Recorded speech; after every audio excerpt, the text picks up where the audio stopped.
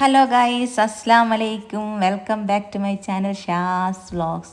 കുറേ ദിവസമായി ഒരേ തന്നെ ഒരേ കുത്തിരുത്തം, പുറത്തൊന്നും ഇറങ്ങാണ്ട്. അതുകൊണ്ട് എന്ന് വിചാരിച്ചൊന്ന് പുറത്തിറങ്ങാം, മക്കളൊന്ന് ഹാപ്പിയാവും. മക്കൾ പിന്നെ പറയണ്ടല്ലോ, കുറേ ദിവസത്തിനിടയ്ക്കൊന്ന് പുറത്തിറങ്ങുന്നതുകൊണ്ട് തന്നെ മക്കൾ ഫുൾ എനർജിയാണ്. പാപ്പയും മക്കളും പിന്നെ വണ്ടി കയറിയാൽ ഒരേ ഡാൻസും പാട്ടും ആയിരിക്കും. മമ്മിക്കുട്ടന് മുന്നിലായതുകൊണ്ട് അങ്ങനെ കളിക്കാനും ആകുന്നില്ല. അതുകൊണ്ട് പെട്ടിരിക്കുന്നതാണ്. നമ്മൾ എങ്ങോട്ടേക്കാണ് പോകുന്നതെന്ന് വെച്ചാൽ മലബാർ ഗോൾഡിലേക്കാണ്. എൻ്റെ ഒരു ബ്രേസ്ലെറ്റ് പൊട്ടിയിട്ട് കുറേ മാസങ്ങളായിന്ന്. ഇതൊന്ന് മാറ്റി വാങ്ങിക്കണ്ടേ. മൂപ്പർക്കാണെങ്കിൽ ഇത് പൊന്ന് മാറ്റി വാങ്ങിക്കുന്നതിനോട് വലിയൊരു താല്പര്യമില്ല. അതിൻ്റെ GST വേണം, പണിക്കൂലി വേണം, നമുക്ക് പൊന്ന് നഷ്ടമായിരിക്കും എന്ന് പറഞ്ഞിട്ട്. മലബാർ ഗോൾഡിൽ എന്ത് തിരക്കാ. ഇവിടെ എന്താ വെറുതെ എന്തോ കൊടുക്കുന്നുണ്ടോ നമുക്ക് കണ്ടാൽ. അടിപൊളി കോഫി കിട്ടിയിട്ടാ. അതിൻ്റെ ടേസ്റ്റ് ഇപ്പോൾ വയലുണ്ട്. സൂപ്പർ ടേസ്റ്റുള്ള കോഫിയായിരുന്നു. ഇവിടുത്തെ തിരക്കിൻ്റെ ഗുട്ടൻസ് എനിക്ക് പിന്നെയാ പിടി കിട്ടിയത്. സ്വർണ്ണത്തിന് കുറച്ച് പൈസ കുറഞ്ഞിക്കുക, അതാണ് ഈ തിരക്ക്. കുറേ ബ്രേസ്ലെറ്റൊക്കെ ഞാൻ ഒപ്പിച്ച് നോക്കുന്നുണ്ട്. എനിക്കിപ്പോൾ ഒരേന്ന് സ്ഥിരമായിട്ട് ഉപയോഗിക്കുന്നതാ പറ്റൂ. എൻ്റെ ഈ കളിക്ക് ഇതൊന്നും പെട്ടെന്ന് ഇതിൻ്റെ എല്ലാം കാര്യം കഥയാവും. അപ്പോൾ ഞാൻ ഒരു ഡെയിലി യൂസിന് പറ്റുന്ന നോക്കി എടുക്കുന്നുണ്ട്. ഇതൊന്നും എനിക്കത്ര ഇഷ്ടമായില്ല. ഇതൊന്നും പിന്നെ എൻ്റെ കൈ കിട്ടിയ 2-3 ദിവസത്തേക്കുണ്ടാവും, അപ്പോഴത്തേക്ക് അത് പൊട്ടിയിട്ടുണ്ടാവും. അപ്പോൾ ഇതാ ഞാൻ എടുത്തത്. ഇതാകുമ്പോൾ അവിടെ കിടന്നോളൂ. വലിയ രസമൊന്നുമില്ല കാണാൻ, എന്നാലും എനിക്കത് ഇഷ്ടമായി. ഇത് നല്ല ഭംഗിയുണ്ടല്ലേ കാണാൻ. പക്ഷെ എന്നാൽ കുഴപ്പമെന്ന് വെച്ചാൽ ഇത് ഡെയിലി യൂസിന് പറ്റൂല. അതൊരു അഡ്ജസ്റ്റ് ചെയ്യുന്ന ഒരു ടൈപ്പാണ്. അതുകൊണ്ട് അതെടുത്തില്ല. ഇൻഷാല്ലാ പൈസയിലായിട്ട് അതെടുത്ത് അത് വാങ്ങിക്കണം. ഇവിടെ ഒരുപാട് കളക്ഷൻ ഉണ്ട് കേട്ടോ, വളേൻ്റെയും മാലേൻ്റെ ഒക്കെ. അവസാനം ഞാനൊരു ഡയമണ്ട് നെക്ലേസ് കണ്ട്. ഇന്ന് വില ചോദിച്ചതാണ് 3.5 ലക്ഷം. ചെറിയ പൈസയുള്ളൂ അല്ലേ. പിന്നെ മക്കൾ ഓരോരു കാര്യം അവിടെ എത്തിയാൽ പിന്നെ നോക്കേണ്ടി വന്നില്ല. ഞങ്ങൾ സ്വർണ്ണം എടുക്കുന്നത് മുതൽ ലാസ്റ്റ് ബില്ല് ചെയ്യുന്നത് വരെ അവരിതിൽ തന്നെയായിരുന്നു. അവസാനം ഞങ്ങൾക്കൊരു ഗിഫ്റ്റും കിട്ടി. ഇത് പിന്നെ ഊഹിക്കാം, മറ്റേ ബൗളായിരിക്കും കറിയിടുന്നത്. അടുത്തത് നമ്മൾ KFC. മക്കളങ്ങനെ വരുമ്പം തന്നെ ഇതിനാണ് അവർ വരുന്നതിന്, ഇത് കഴിക്കാൻ വേണ്ടിയിട്ട്. ഇന്നെന്താ ഹർത്താലെങ്ങാനും. ഇവിടെ ഒരു മനുഷ്യന്മാർ പോലുമില്ല. മനുഷ്യന്മാർ പോയിട്ടൊരു പൂച്ചക്കുട്ടി പോലുമില്ല. ആദ്യമായിട്ടാണ് ഞാനിവിടെ ഇങ്ങനെ കാണുന്നത്. അല്ലെങ്കിൽ ഇരിക്കാൻ വരെ സീറ്റ് ഉണ്ടാവില്ല, അത്രക്കും ഫുള്ളായിരിക്കും. അവസാനം നമ്മൾ ബില്ലെല്ലാക്കി പിന്നല്ലേ കാര്യം പിടിയിട്ടത്. അവിടെ ബന്നില്ലാണ്ട് പിന്നെ ഇതെങ്ങനെ കഴിക്കും. വെറും ഫ്രൈസ് കഴിക്കുവാൻ അത്ര രസം ഉണ്ടാവില്ല. ഒരു വയറ് നിറയാത്ത പോലെയാണ്. പിന്നെ പുരയിലെത്തിയിട്ട് ഞാൻ പിന്നെ എന്തെങ്കിലും ഉണ്ടാക്കി കഴിക്കേണ്ടി വരും. അവസാനം നമ്മൾ അവിടെ നിന്ന് തന്നെ ഇറങ്ങിപ്പോന്ന്, ബന്നില്ലാണ്ട് കഴിക്കാനാവില്ല എന്ന് പറഞ്ഞിട്ട്.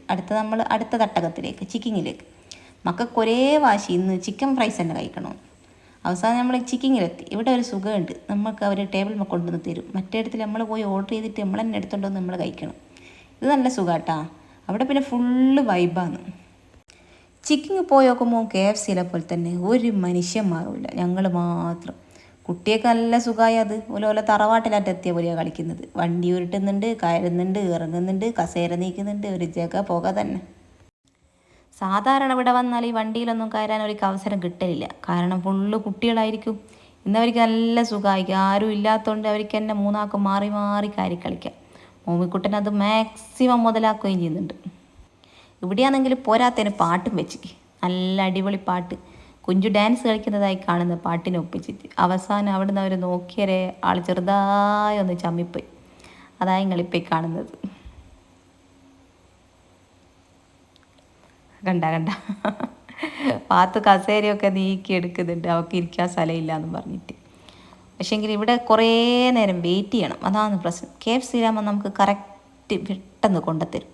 ഇവിടെ നമ്മൾ ഏകദേശം ഒരു അരമണിക്കൂറെങ്ങാനും ഇരുന്ന് വിശന്ന് പണ്ടാരടങ്ങിയിട്ടാണ് നമുക്ക് കിട്ടിയത്. മോമിക്കുട്ട പോകുന്നവരോടൊക്കെ ചോദിക്കുന്നുണ്ട്. അവിടെ വെയിറ്റർമാരൊക്കെ പോകുമ്പോൾ ഞങ്ങളെ KFC. ഓന് പിന്നെ ചിക്കിങ്ങും എല്ലാം KFC തന്നെയാണ്. ഞാൻ ഫസ്റ്റ് KFC കഴിക്കുന്ന കല്യാണമെല്ലാം കഴിഞ്ഞ് മസ്കത്ത് പോയ ആ ടൈമിനാട്ടാ. എൻ്റെ ചെറിയ അടുത്തൊന്നും ഇങ്ങനെ ഒരു സംഭവം തന്നെ ഉണ്ട് എന്നൊന്നും എനിക്ക് തന്നെ അറിഞ്ഞൂടേനും. ഇപ്പം പിന്നെ മക്കൾക്കെല്ലാം അറിയാം. കഴിച്ചിട്ടില്ലെങ്കിൽ ഓരിക്കറിയാം. ഈ ഫുഡ് ബ്ലോഗൊക്കെ കാണുന്നുണ്ട് ഇങ്ങനത്തെ സംഭവങ്ങളൊക്കെ ഉണ്ടെന്ന്. അതുകൊണ്ട് മക്കൾ പറയുകയും ചെയ്യും, എനിക്ക് അത് കഴിക്കണം, ഇത് കഴിക്കണം. പുതിയ ഐറ്റംസൊക്കെ ഇറങ്ങുമ്പോൾ സർവീസൊക്കെ നോക്കുമ്പോൾ ചിക്കൻ തന്നെയാണ് കേട്ടോ ബെസ്റ്റ്.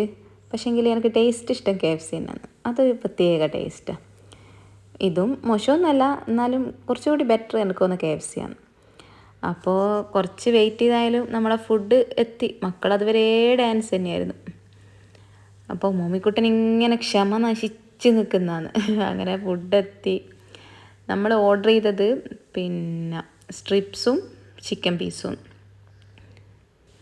കൊക്കക്കോള ഞങ്ങൾ 3 വാങ്ങിച്ചിട്ട് ഞങ്ങൾ 5 കൂടി ഷെയർ ചെയ്താണ് കുടിച്ചത്. അപ്പോൾ മോമിക്കുട്ടൻ അറ്റാക്ക് തുടങ്ങിയിട്ടുണ്ട്. അപ്പോൾ ഇതൊക്കെയാണ് ഇന്നത്തെ ഒരു വീഡിയോ. അപ്പോൾ വീഡിയോ ഇഷ്ടപ്പെട്ടെന്ന് വിചാരിക്കുന്നു. ബൈ.